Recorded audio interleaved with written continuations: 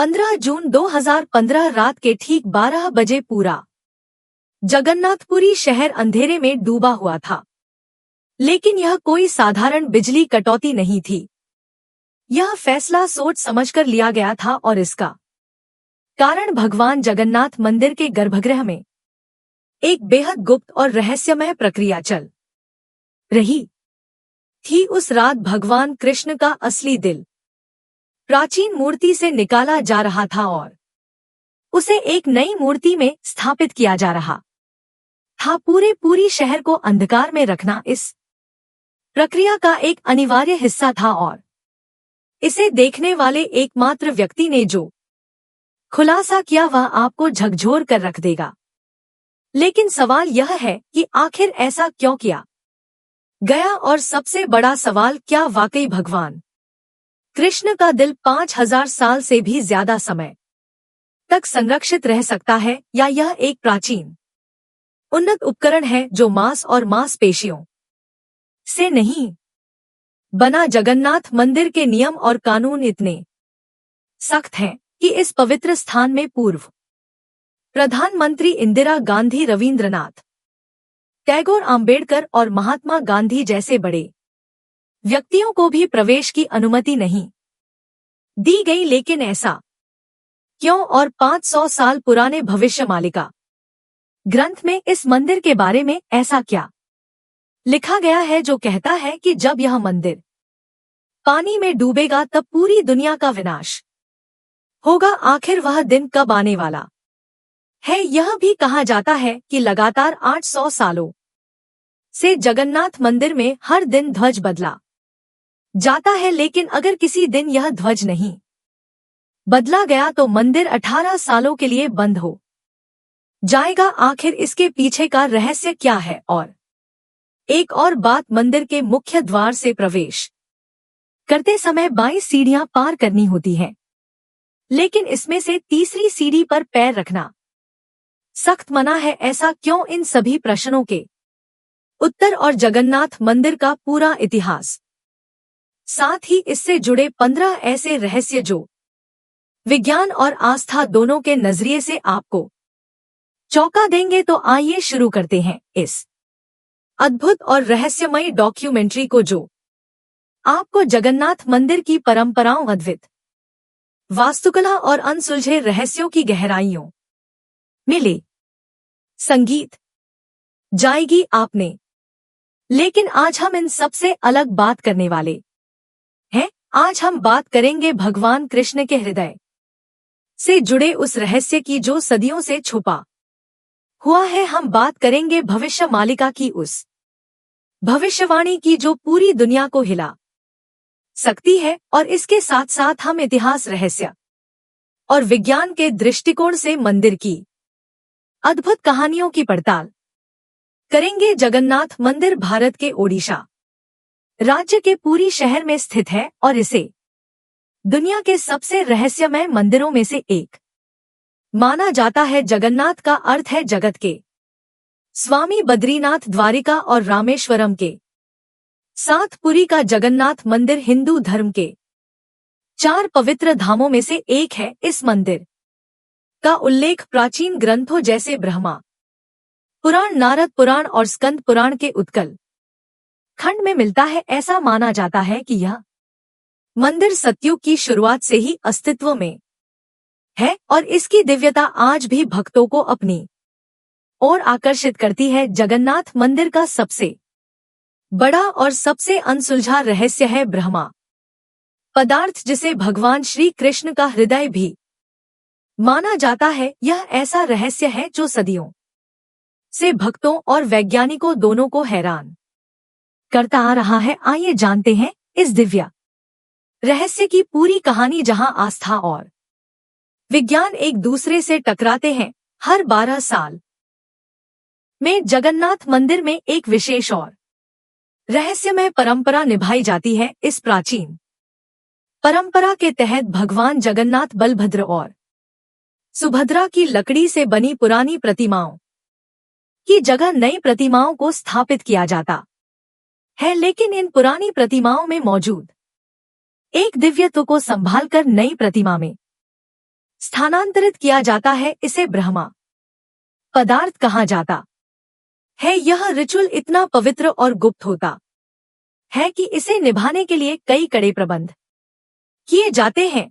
इस रात पूरी शहर की बिजली पूरी तरह काट दी जाती है, हर जगह अंधेरा कर दिया जाता है। मंदिर की सुरक्षा सीआरपीएफ के कमांड में रहती है और किसी भी व्यक्ति का मंदिर के अंदर जाना सख्त मना होता है। इस प्रक्रिया को केवल मंदिर के मुख्य पुजारी ही संपन्न करते हैं, लेकिन उन्हें भी ब्रह्मा पदार्थ का रहस्य जानने की अनुमति नहीं होती, इसलिए उनकी आंखों पर पट्टी बांधी जाती है और हाथों में मोटे दस्ताने पहनाए जाते हैं।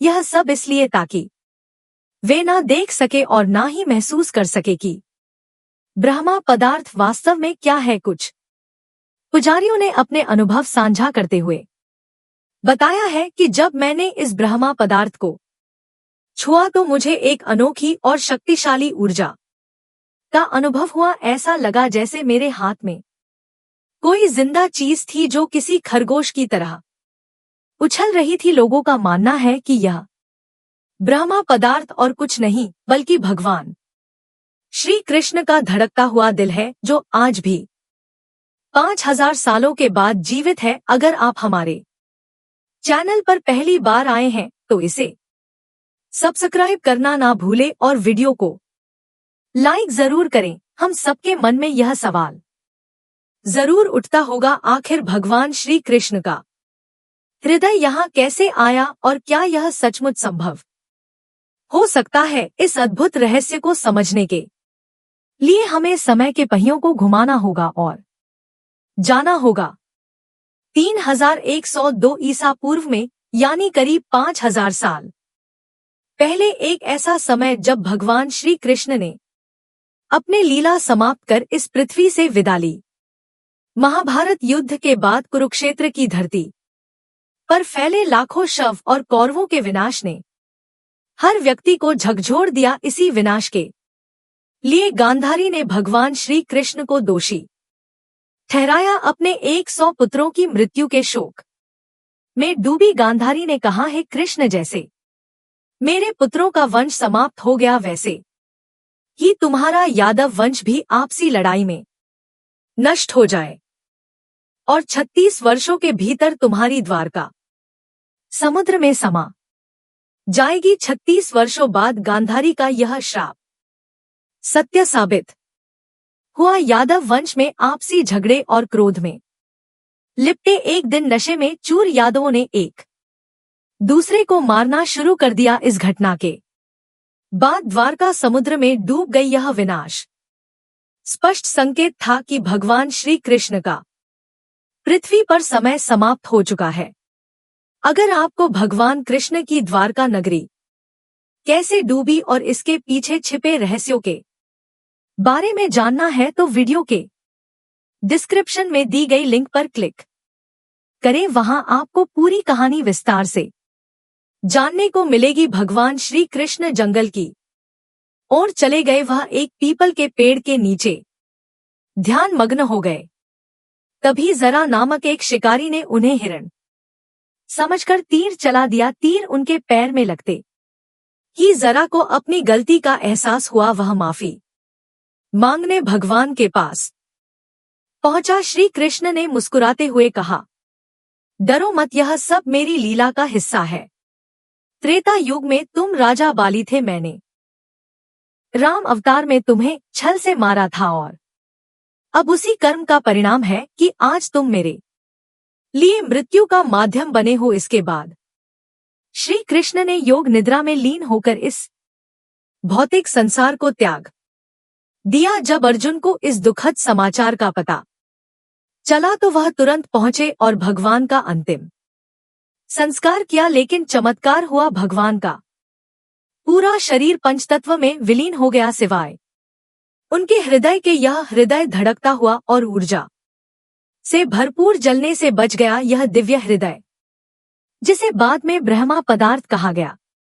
अर्जुन ने भगवान कृष्ण के दिव्य हृदय को एक लकड़ी के मंच पर रखा और उसे पवित्र नदी में प्रवाहित कर दिया। यह दिव्य हृदय नदी में बहता हुआ लंबे समय बाद ओडिशा के महानदी तट पर पहुंचा। उस स्थान पर एक सब्र जनजातीय समुदाय रहता था। इस जनजाति के मुखिया थे विश्ववासु। जब उन्होंने इस दिव्य हृदय को लकड़ी के मंच पर तैरते हुए देखा तो वह चकित रह गए। इस हृदय से एक दिव्य चमक निकल रही थी।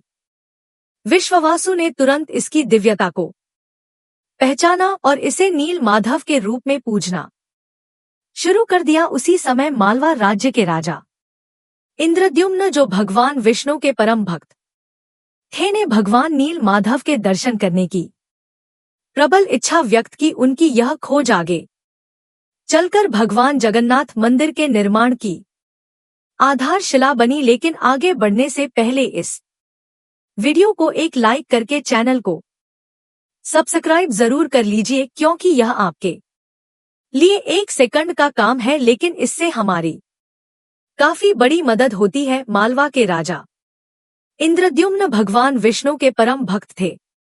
एक रात भगवान विष्णु ने सपने में दर्शन देकर आदेश दिया कि वह उनकी दिव्य मूर्ति नील माधव को ढूंढे और उनके लिए एक भव्य मंदिर का निर्माण करे। भगवान ने संकेत दिया कि यह मूर्ति नीलांचल की एक में छिपी हुई है। राजा ने अपने ब्राह्मण पुजारी विद्याप्ति को नील माधव की खोज के लिए भेजा। कई दिनों की कठिन यात्रा के बाद विद्याप्ति ने आदिवासी मुखिया विश्ववासु के बारे में सुना, जो एक गुफा में छिपी इस दिव्य मूर्ति की पूजा करता था। विद्याप्ति ने नील माधव की पूजा की अनुमति मांगी, लेकिन विश्ववासु ने इसे अपनी जनजाति का रहस्य बताते हुए मना कर दिया। विद्याप्ति ने तब चालाकी से उनकी बेटी ललिता से विवाह कर लिया और इस प्रकार विश्ववासु का विश्वास अर्जित किया। ललिता के माध्यम से विद्याप्ति ने विश्ववासु को मनाया और उसे गुफा तक ले जाने के लिए राजी कर लिया। यात्रा के दौरान विद्याप्ति ने चुपचाप रास्ते में सरसों के बीज गिरा दिए ताकि वह वापसी पर रास्ता पहचान सके। जब विद्याप्ति ने पहली बार नील माधव की मूर्ति देखी तो वह उसकी दिव्यता से मंत्र मुग्ध हो गए।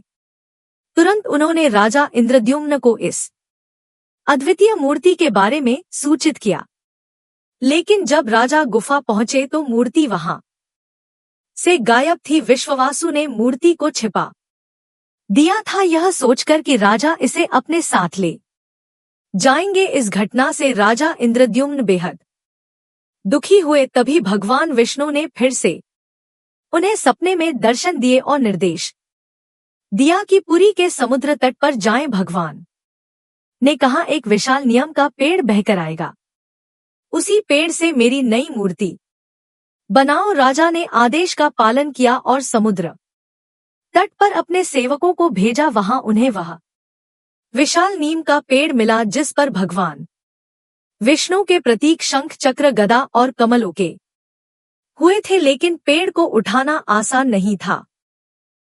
कई प्रयासों के बावजूद पेड़ अपनी जगह से नहीं हिला। अंततः आदिवासी मुखिया विश्ववासु की सहायता से यह पेड़ पुरी तक लाया गया, लेकिन कोई भी कुशल कारीगर उस लकड़ी से नील माधव की मूर्ति नहीं बना सका। कारीगरों ने राजा से कहा, है महाराज, यह लकड़ी इतनी मजबूत है कि हमारे हथौड़े और छेनी का इस पर कोई असर नहीं होता, कृपया हमें माफ करें, हम यह कार्य करने में असमर्थ हैं। इस स्थिति से निराश राजा इंद्रद्युम्न ने भगवान विष्णु की प्रार्थना की। भगवान विष्णु राजा के सपने में प्रकट हुए और कहा, हे राजा, देवताओं के दिव्य वास्तुकार विश्वकर्मा की पूजा करो, वह यह कार्य पूर्ण करेंगे। राजा ने भगवान की सलाह मानी और विश्वकर्मा की प्रार्थना की। कुछ दिनों बाद विश्वकर्मा एक बूढ़े आदमी के रूप में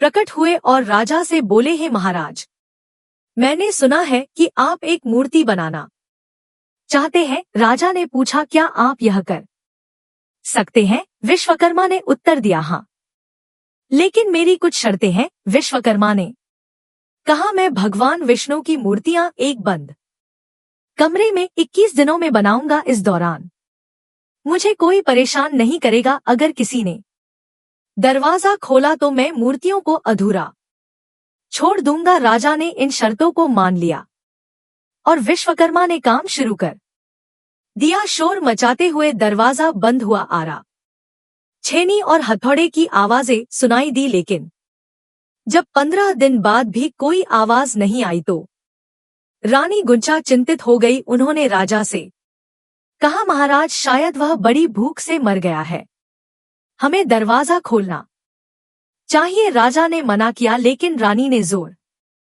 दिया और दरवाजा खोलने का आदेश दिया। जैसे ही दरवाजा खुला सभी हैरान रह गए।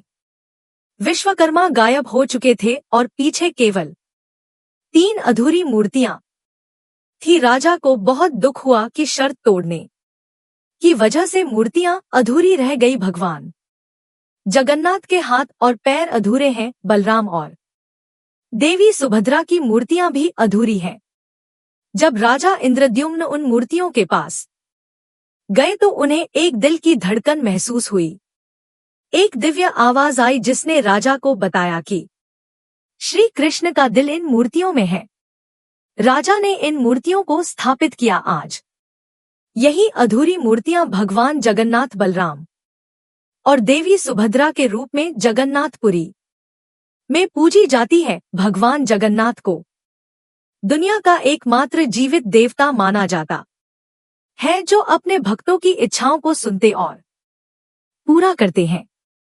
अब हम बात करते हैं उस ब्रह्मा पदार्थ की जो 5000 साल से रहस्यमय तरीके से सुरक्षित है। यह पदार्थ क्या है, यह कैसे अब तक जीवित है, और सबसे महत्वपूर्ण, विज्ञान इस ब्रह्मा पदार्थ के बारे में क्या थ्योरी देता है। आइए इन सब पर विस्तार से बात करते हैं। यह रहस्य आपके सारे सवालों का जवाब देगा। यह निश्चित है कि यह हृदय, रक्त और मांसपेशियों से नहीं बना था, क्योंकि इसमें से एक दिव्य ऊर्जा निकल रही थी और हल्का कंपन महसूस हो रहा था। फेमस आर्कियोलॉजिस्ट प्रवीण मोहन इस रहस्यमयी कहानी को साइंस के नजरिए से समझते हैं। उनका कहना है कि श्री कृष्णा सिर्फ एक इंसान नहीं, बल्कि एक सुप्रीम बीइंग थे। उनके पास ऐसी प्राचीन शक्तियां थी जो आज की मॉडर्न साइंस के लिए भी अज्ञेय है। थ्योरी के मुताबिक ब्रह्मा पदपथ, जिसे नील माधव या श्री कृष्ण का दिल कहा जाता है, असल में एक आर्क रिएक्टर है। यह एक ऐसा डिवाइस है जो भयंकर स्तर की ऊर्जा उत्पन्न करने की क्षमता रखता है। इस थ्योरी के जरिए वह जगन्नाथ मंदिर के रहस्यों को समझाने की कोशिश करते हैं। उन्होंने बताया कि जगन्नाथ की मूर्तियां लकड़ी से बनाई जाती हैं, क्योंकि लकड़ी इलेक्ट्रिसिटी कंडक्ट नहीं करती।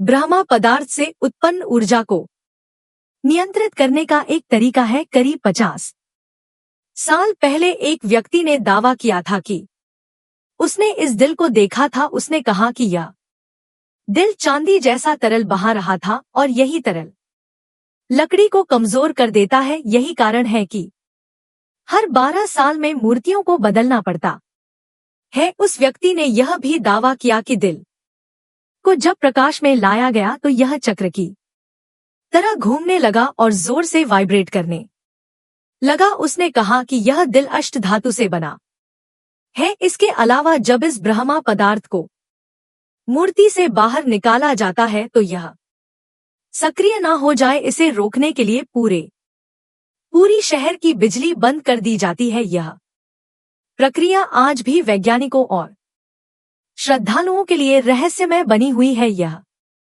था ब्रह्मा पदार्थ, यानी भगवान कृष्ण के हृदय का रहस्य, जिसे आज तक विज्ञान भी पूरी तरह से सुलझा नहीं पाया है। लेकिन जगन्नाथ मंदिर के सारे रहस्यों को हम एक ही वीडियो में नहीं समेट सकते। इसका दूसरा भाग जल्द ही लाएंगे। अगले भाग में हम जानेंगे भविष्य मालिका ग्रंथ की उन भविष्यवाणियों के बारे में जो जगन्नाथ मंदिर से जुड़ी है।